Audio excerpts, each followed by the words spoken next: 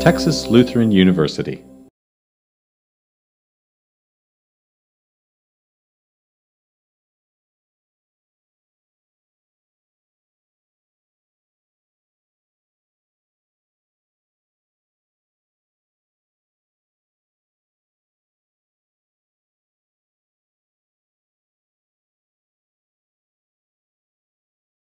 Good morning. It's my pleasure to welcome you to the ongoing Krost Symposium events.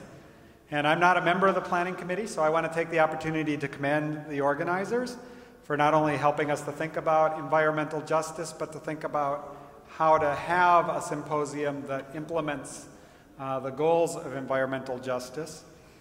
And tonight you can go and reduce waste by going to the repair fair, where experts will be on hand to help you fix and continue to use mobile phones, small electronics, bikes, picture frames, musical instruments, clothing, broken hearts. Okay, not broken hearts.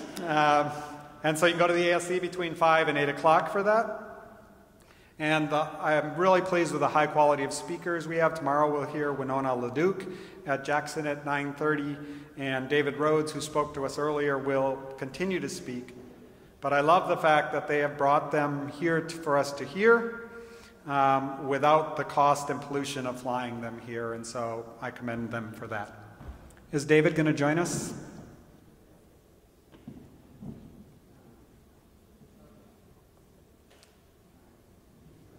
He's ready, but I want to see him.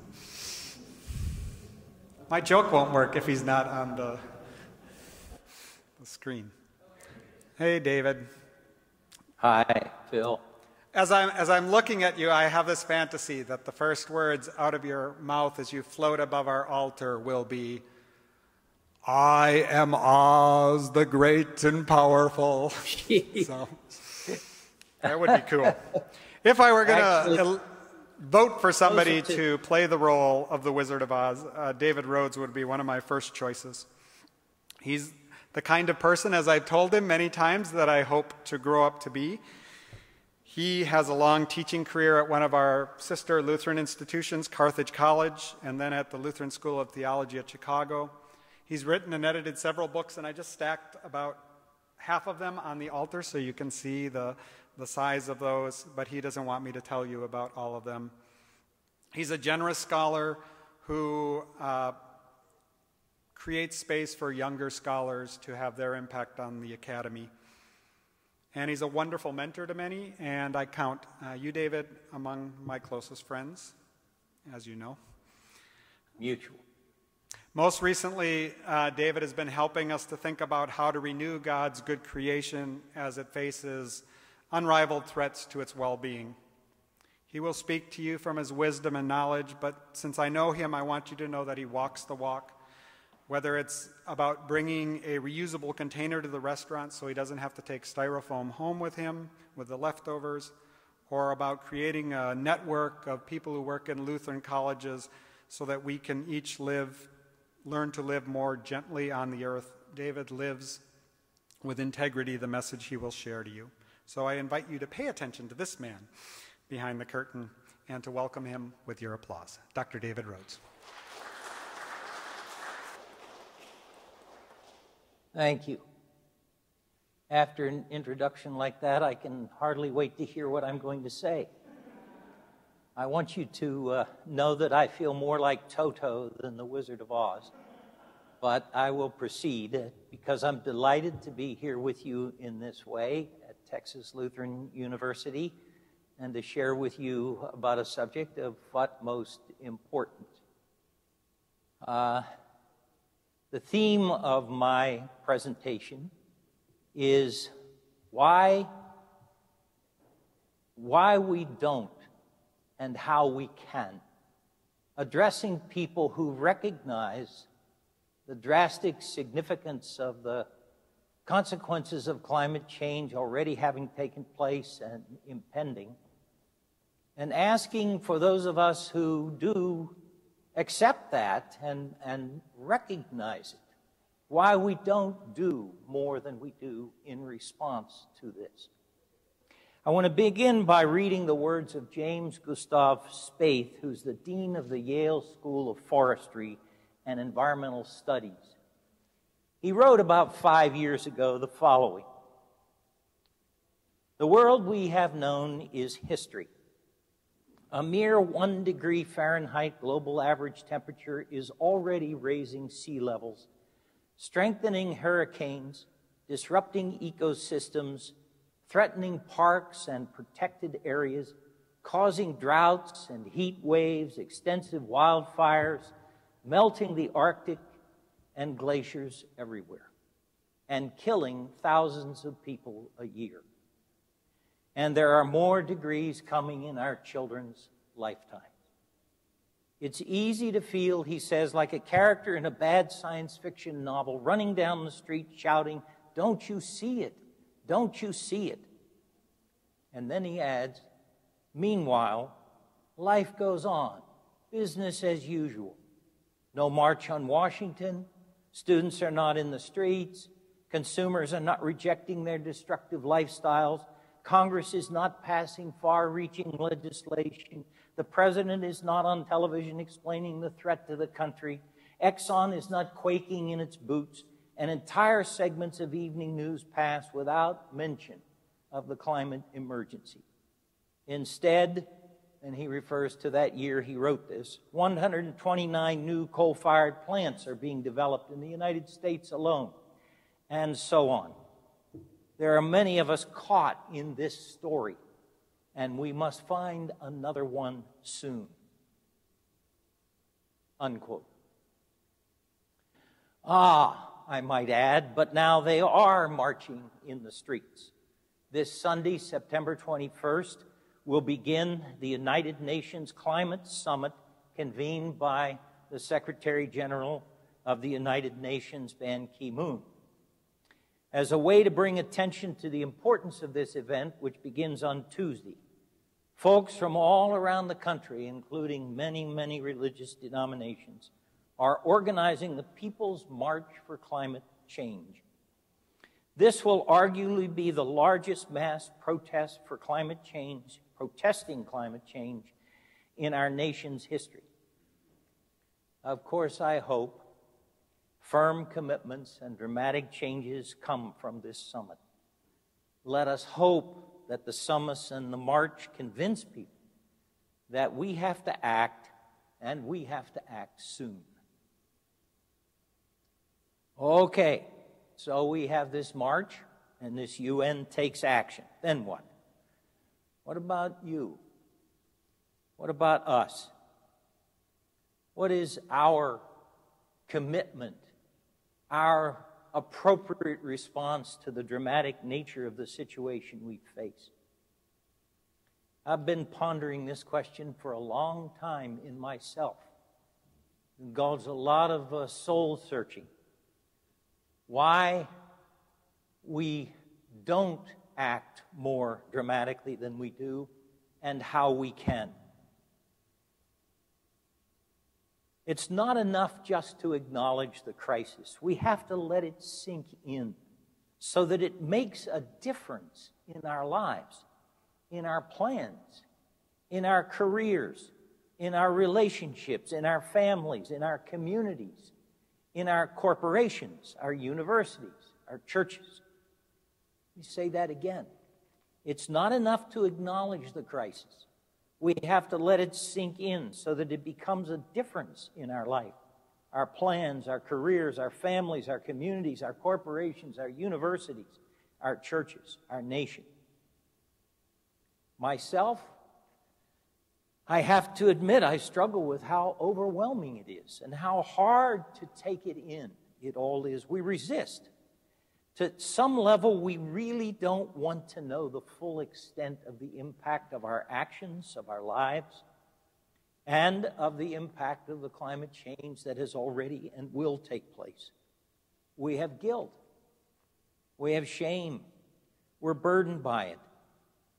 We engage in some measure of willful blindness, choosing not to get it fully. If we did get it, well, it would require too much of us. So we rationalize. We do not want to question. These roots and resistances are deep. Just to cope with life totally apart from this issue, we need to keep doing what we're doing, yet we're called also to do it all differently. We need a transformation in our thinking, our acting, and our relationships.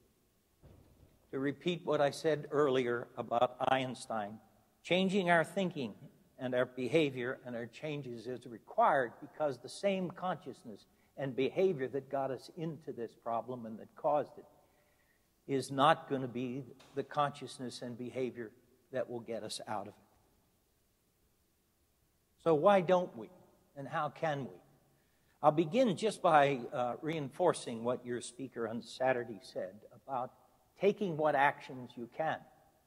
Sometimes we are so overwhelmed that we don't do anything because we feel and believe that it may not make a difference, or it's too much to do, or it's too heavy. But we are called to take what actions we can and let them grow into more dramatic actions. So one way to deal with this is to measure yourself and what you can do, and do what you can, and recognize that you will find yourself then able to do more as you go. And if you can take dramatic and drastic actions now, do it. Again, why we don't and how we can. Let me start with the simplest and most personal: habit. The American Psychological Association some years ago, 6 or 8 years ago, did a study of why people who affirmed that climate change was a real problem didn't do more than they did. The most important reason they surfaced was habit. People are just used to the habits that they make. It's what they do. Life is convenient. It's what everybody does. And so they do not really make changes.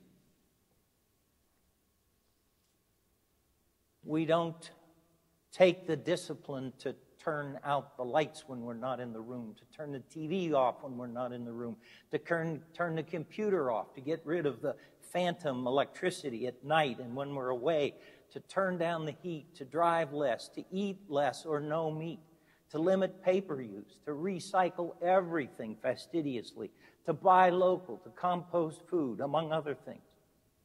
All these really are important, and kudos to those who do these. But if not, changing habits may require a program, like an exercise program or a weight loss program. We need to do it with intentionality, and we need to provide ways for us to do it as easily and naturally as we can make those changes. Earth needs a weight loss program. Yes, these are small efforts, but I'll tell you why they are important. One, these decisions and actions connect us with all the ecological problems. Your house is connected to every ecological problem that we have. Your dormitory room, in terms of the lights, in terms of the water, in terms of the food you eat, in terms of the products you buy, in terms of the ways you behave, all of it is directly connected in some small way to all the problems we face. And that means, secondly, that it can be a gateway to a deeper awareness and a deeper involvement, because it'll lead us to reflect on the cultural values that lie behind this. Namely, convenience. Eating beef, the commercial, what's for supper? Life has no limits. We hear from Samuel L. Jackson that your credit card has no limits. Your world should know no limits, the Wall Street firm says. We have a convenient throwaway society, and so on. If we can use these habits that we change in our house to raise questions about the larger cultural values that inform them and challenge these values, we have a chance to exercise greater discipline and see our discipline as cultural resistance, or as Wendell Berry says, practicing resurrection. Why we don't and how we can. These cultural assumptions are very common to us, and we need to challenge them. They are usually hidden from us. I mentioned the most obvious ones first. But how about these? I was in church a few weeks ago, silently confessing my sins in the period of silence, and I began to wonder how many of us were confessing like this. Dear God, I threw out my old cell phone this week, and I'm not sure where it will end up. Dear God, I was shrewd in getting the cheapest price on that dress I bought this week, but I didn't check the working conditions under which it was made and whether they were harmful to the workers. Dear God, I love my coffee every morning, but I confess that I do not ask whether the people who grew it were paid decent wages or exposed to pesticides. Dear God, I turned up the heat this week when I could have put on a sweater. It was just easier to do. I confess that in all these ways and many others, I've contributed to human suffering and the rape of the earth. I have not devoted my life to the care and redemption of all that you have made. The problem is that these reflect cultural values that are so much a part of our life, it's like we swim in them and we don't even see them or recognize them. To name a few: unlimited growth economy. Resources are unlimited. Convenience and efficiency will lead us to buy anything and do anything to make things easier. A throwaway society for convenience. Individual freedom. I built it. I didn't depend on anyone, least of all the planet. And I own this property. I've worked for it. It's mine. I earned it. I can do with it what I want, leaving almost no room for common good decisions. And maybe American exceptionalism. We're the best nation on earth, and there's no need for us to change. Now, don't get me wrong, these values and assumptions have brought great progress and prosperity in the world, but the dark side of them is that they are literally destroying the earth. How can we become aware of these cultural assumptions? How can we challenge them? Isn't this the role of the church?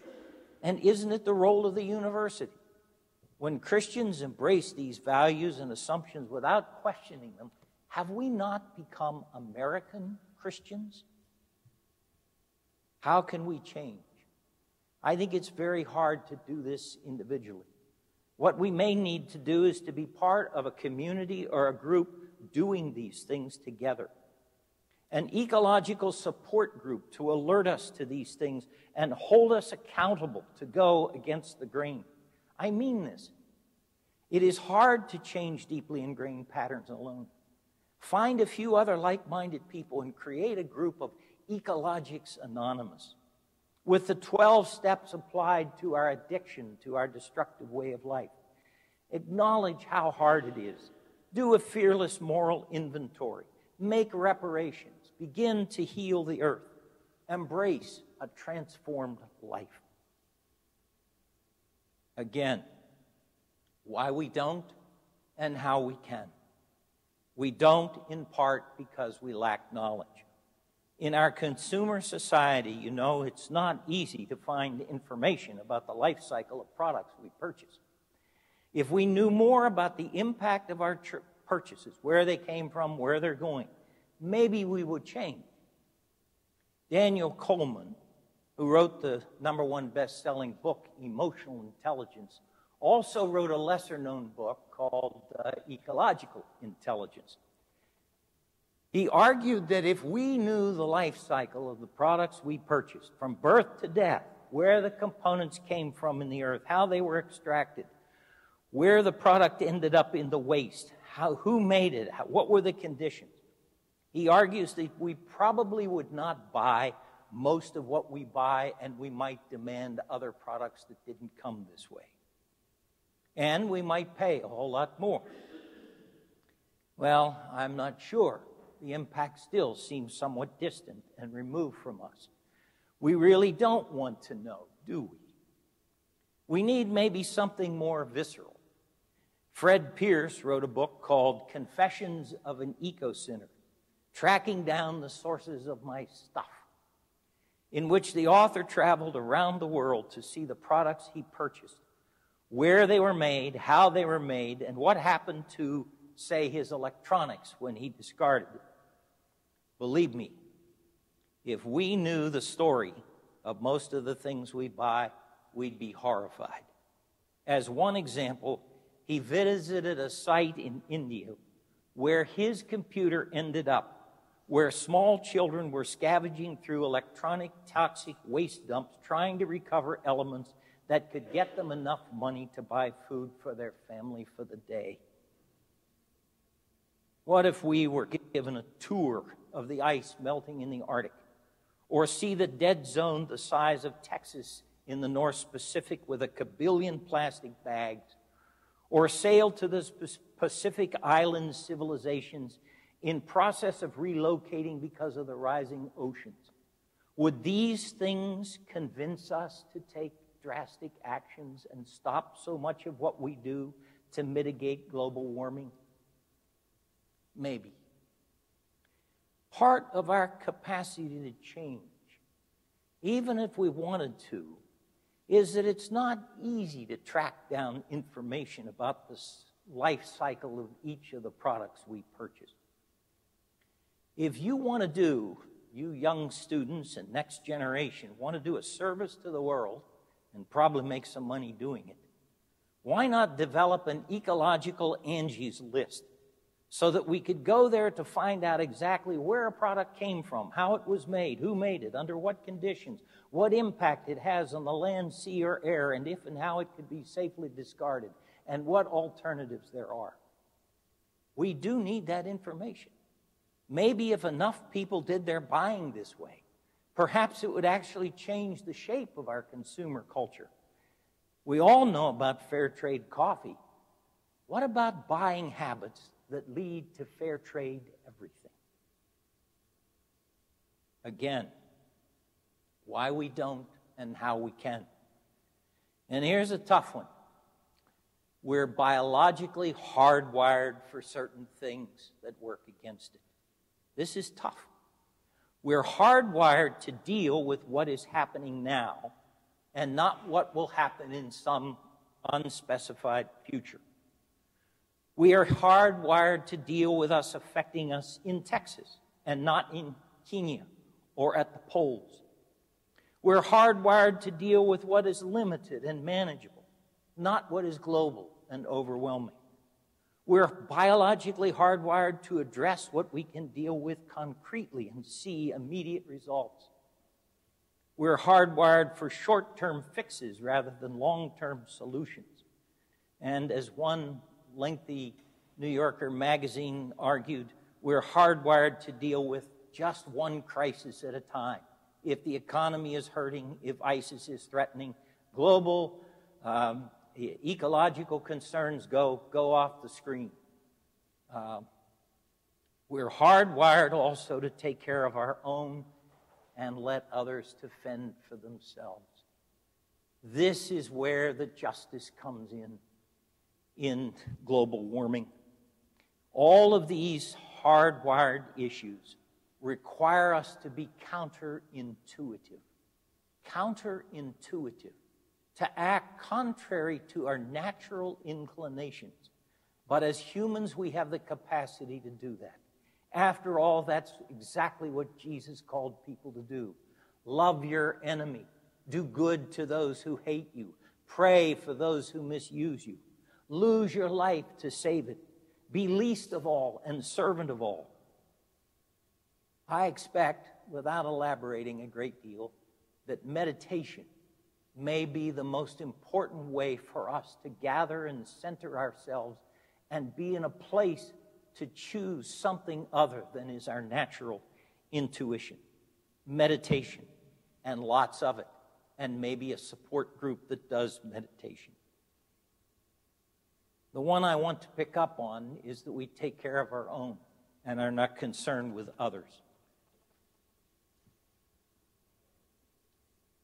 The global north has the resources and the capacity to deal with global warming in a way that the global south does not. It will be and has already been extremely burdensome.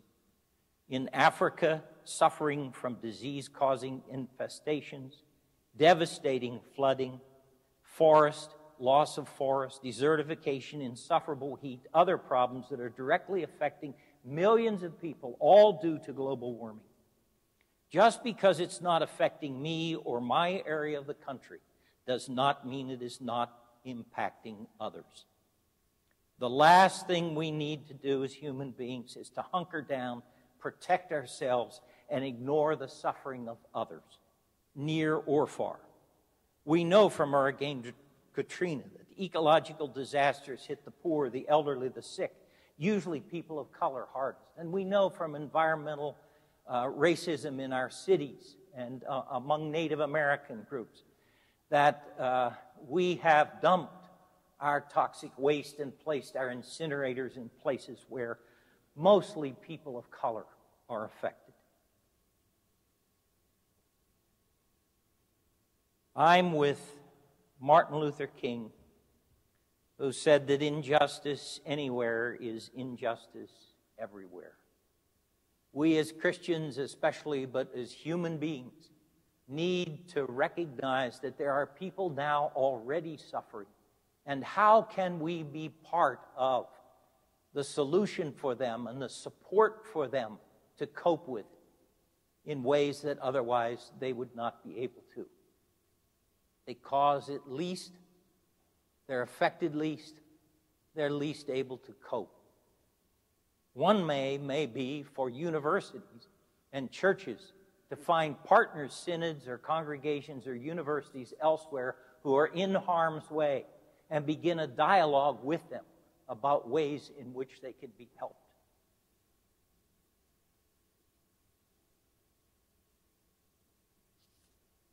I have several more here of why we don't and how we can. Actually, overall, I've collected something like 27 different ones that I've reflected on at one point or another. I mentioned two more briefly. This will all require systemic changes. We will not be saved by the individual changes we make, and we should not think that making those changes gets us off the hook from the systemic changes. We need a transformation of our society like was done to face World War II, where the whole culture and country and industry and life changed to address the crisis. A transformation to renewable energy, to eating local foods, reforestation projects, replanting of native species, cultivation of resources and new technologies, limits to the use of pesticides and herbicides, prohibition of the clearing of forests and the stripping of lands, and on and on. There are systemic changes that are critical to the way in which we address our future. How do we deal with this? Most difficult, with most difficulty. Advocate, advocate, advocate. Get involved in political issues. It is possible also for corporations to turn around. Not do the greenwashing, but actually make some fundamental decisions to make from the top down and from inside out a transformation of the corporation, as the Anderson Carpets did in the 90s, reflected in a book called Changing Course. Universities can do this. We need to transform what we may have influence over. If it's not happening at the national or global level, do it at your home. Do it at your church. Do it with your university. Do it with Seguin. Do it with Texas. Do it with what you have any influence over that you can do. Finally, why we don't and how we can. Alas and alack, our most profound religious beliefs are, for the most part, not creation-friendly. We think of God as up there and ethereal, rather than in, with, and under everything, as an earthy, incarnate God whose home is here. We think of Jesus as providing us individual salvation, rather than as the one who redeems all creation as Colossians affirms. We think of Jesus as God rather than thinking of Jesus as fully human. To put it bluntly, Jesus was a mammal. Jesus was part of the gene pool. Jesus, as a mammal, is in solidarity with all of life and depends on earth and is part of earth, just as all the rest of us are. And defining salvation only at the individual level, Jesus died for my sins, so I will go to heaven, is a limited story that does not account for the fact that we are saved corporately and all creation, as Revelation has a vision of a new heaven and a renewed earth. God moves toward earth. I sometimes say, if you plan on dying and going to heaven, if you think of it that way, you may encounter Jesus coming the other way. Jesus affirms the reality of our home here. Ethics is sometimes limited just to people, rather than seeing the whole creation as creation justice and the way in which social justice and ecological justice intersect. And we worship as if it only has to do with our relationship with God and each other, without recognizing that we are called to worship God with all of creation, so that earth becomes our worshiping sanctuary. We need a reorientation of our theology with a key test: is it destructive or negligent of creation, or is it beneficial and restorative? We need a full ecological reformation of the church. And finally, of course, the university. As you face the possibility of being transformed, you already have a sustainable committee which is working hard to bring greening to different parts of the campus life. You have many courses and programs that already deal with these, including the one that Phil Ruby-Jones is teaching with a colleague.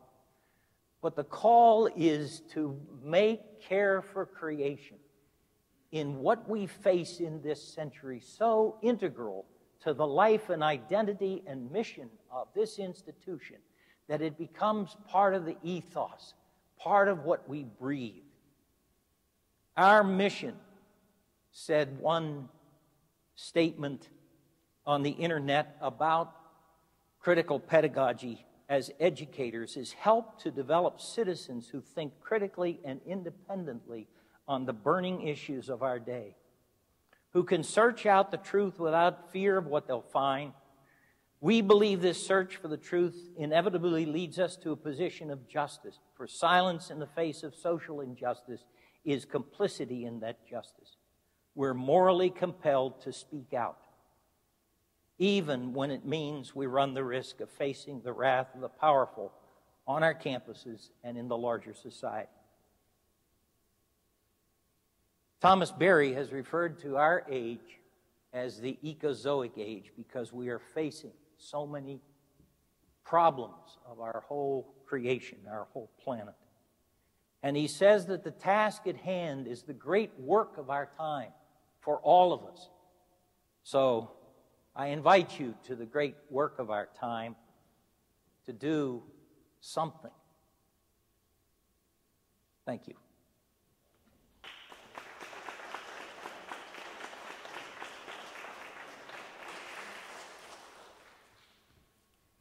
Thank you. We have about 15 minutes for people to come forward with questions or comments and to engage in the conversation. I'd love to see some students find their way up there at some point too. But Dr. Beck, go ahead. You mentioned the use of herbicides and pesticides. That touches me directly because we have 62 acres of farmland in northwest Ohio that our nephew and his sons farm. About 20 years ago, they switched to no-till, spray pesticides before you sow, and then spray again afterward. I wrote a check for $1,350 and I'm putting in the mail today to pay for some of those pesticides. That's kind of a big thing for me.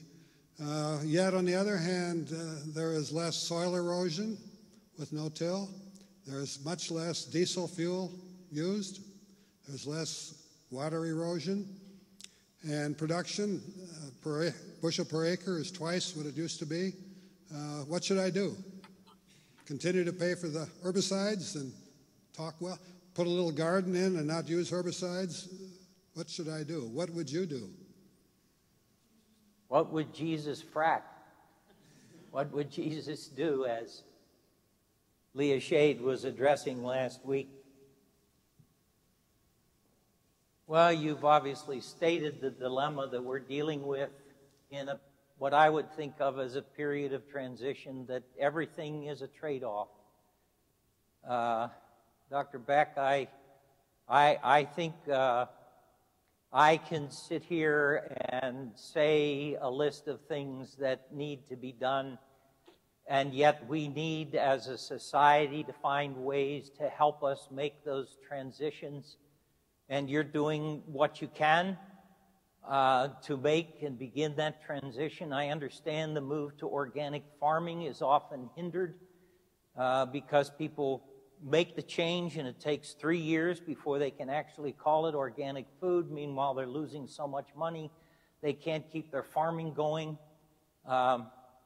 Clearly, I don't have the answers to these problems. I would hope that the university and that the churches would struggle with conversations about this in ways that we can begin to make the transitions. One of the larger pictures of the problem with pesticides is that they have created a loss of the bee population, which is critical to our entire food chain. And so we need to get the bigger picture of what this is and how we can make the transition. And I'm eager to be part of those tough conversations, but I don't have answers, no.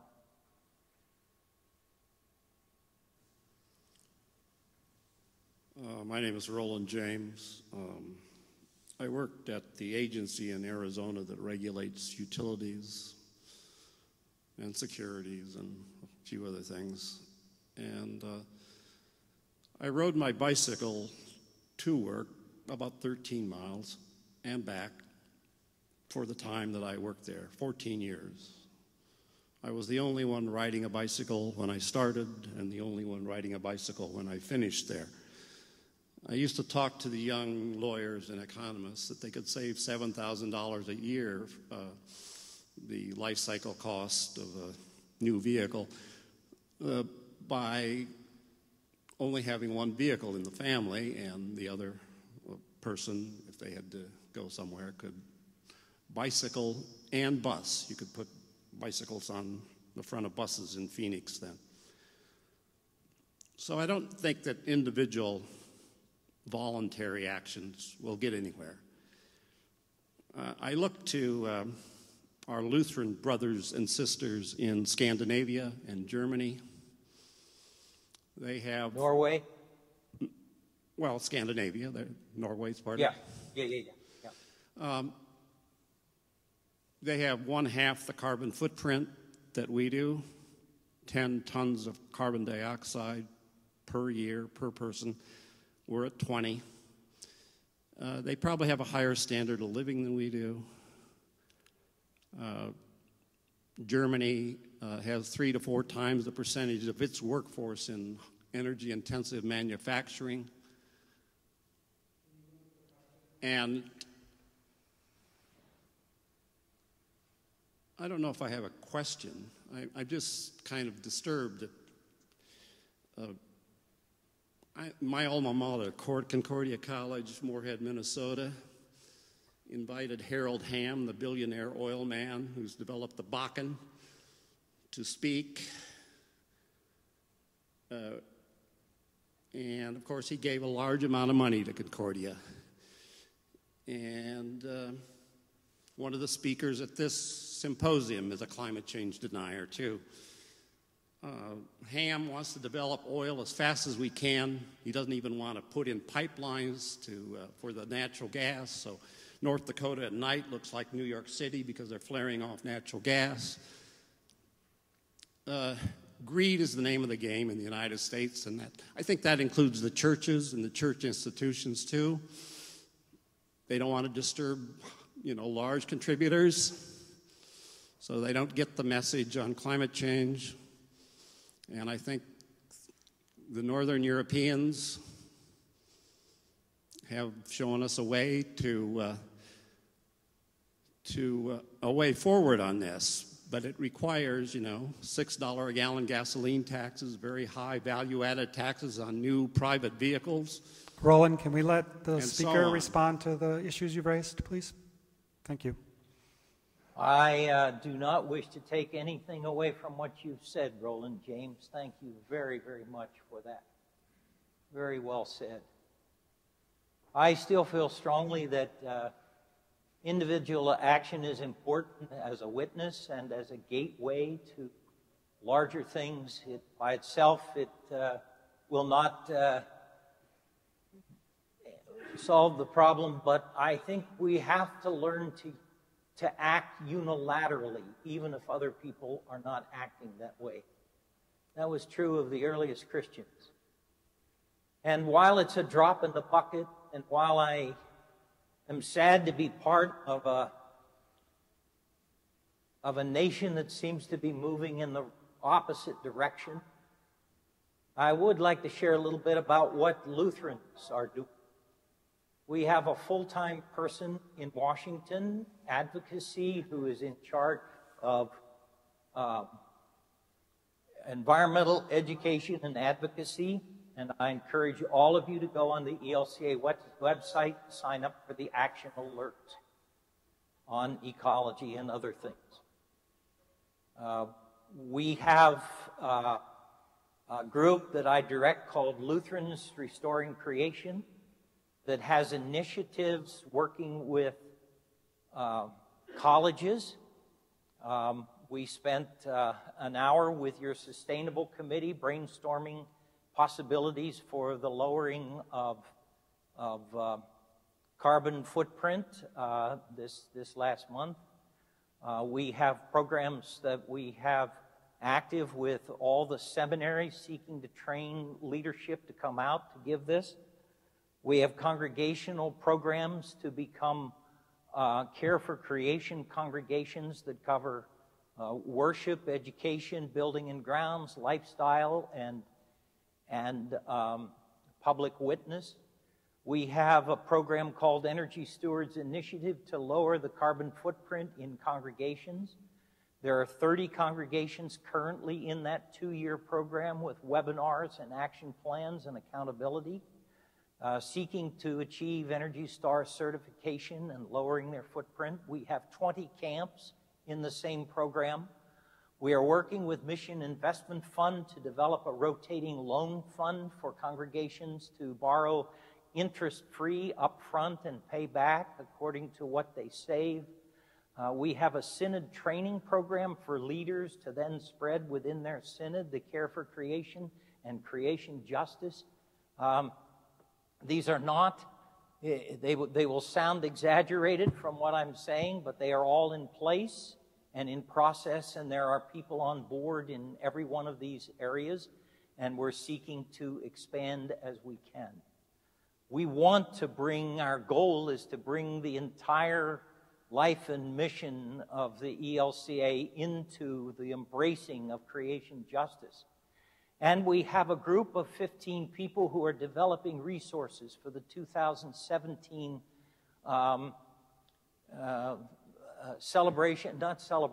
observance of the 500th anniversary of the Reformation. You can go on our site and see what things we are seeking to develop and the projects we are seeking to do in an effort to promote an ecological justice reformation of the ELCA. Again, it's a drop in the bucket, but we do what we can, and we hope that it may make a difference. And we survive in some ways by detaching ourselves from the fruits of our labor and doing it because it's the right thing to do, even though we may not be sure that it will work. So there are many people across the country, many Lutherans across the country, and other denominations who are coalescing in an effort to make a difference of some kind. There are a lot of Lutherans going to the march on Sunday. Again, limited impact of what a march will do. But we do what we can, hoping that it will be part of a threshold that we reach where things may turn and change in significant ways. Thank you, Roland, for your witness. And Mr. Beck, for your witness and your commitment. One more question, if somebody has one. Thank you, Dr. Rhoads, for your comments. I'm Annette Sitzler. I'm co-teaching the Environmental Justice Global Perspectives course with my colleague, Phil Ruge-Jones. I want to ask for you, please, to comment about how you react to people who tell you that God created this planet with systems that will respond to our destructive kinds of impacts. For example, I've heard people talking about how the melting of the polar ice caps will create additional weight pressing on the mantle, and so we'll have more volcanic eruptions, and therefore there'll be more stuff in the atmosphere, and that'll cool the earth. How do we respond to those kinds of comments and beliefs that sort of would let us off the hook? Thank you. Well, first of all, you should know that the room I am in just went all dark. So I may be in the dark about responding to your question. On the one hand, it is sometimes not productive to try to change someone else's mind, but to listen carefully so you understand what the image of God is, what the basis is for how other people think about this.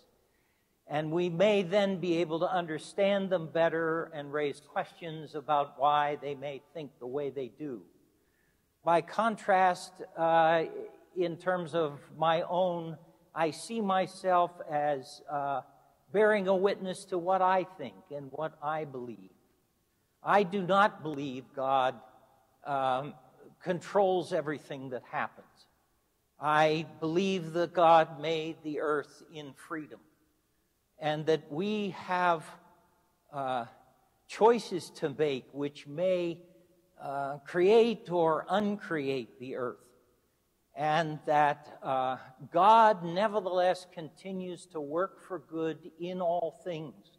And we can count on that, but not in terms of determining or controlling, or creating a world in which God will somehow always compensate for all the abuses and the crimes and sins that we do against earth. We are called to rise to our responsibility to care for the earth. So I would simply bear a witness to what I thought, try to understand the other person, and seek to give a response. One response would be, regardless of what the other person believes about what God will do, we still have a creation vocation out of the Bible that tells us to protect and serve the earth. So we should be behaving in ways that are common with people who are not climate deniers, because all of us are called to care for the earth. And these are the ways we can commonly do it. And so I would appeal to that. I think our time is about up, and let me, Phil, did I interrupt? You're correct. Go ahead. Just a final word. I was and am overwhelmed that you as a university have chosen to make as a subject of your Krost symposium this year that lasts over a number of months. The issue of climate change and how you in Texas and elsewhere can respond to that climate change and what you can do. I think this is extremely critical that a university has placed this at the center of what you do. And my hope is that you will not see this as just one more subject among many subjects. This is often a problem. We see ecology for those who are interested in it, or we see ecology as one issue among many issues. It is rather a foundational issue. It is a foundational issue that we all need to be engaged in this great work. And my hope is that there will come out of this symposium a number of initiatives at your university and in your community that may take you forward in significant and dramatic ways to bring care for creation into the DNA of your institution. And in that vocation, I wish you God's blessing and all the best.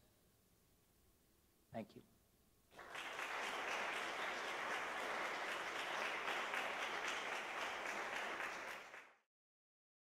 For more information, please visit tlu.edu.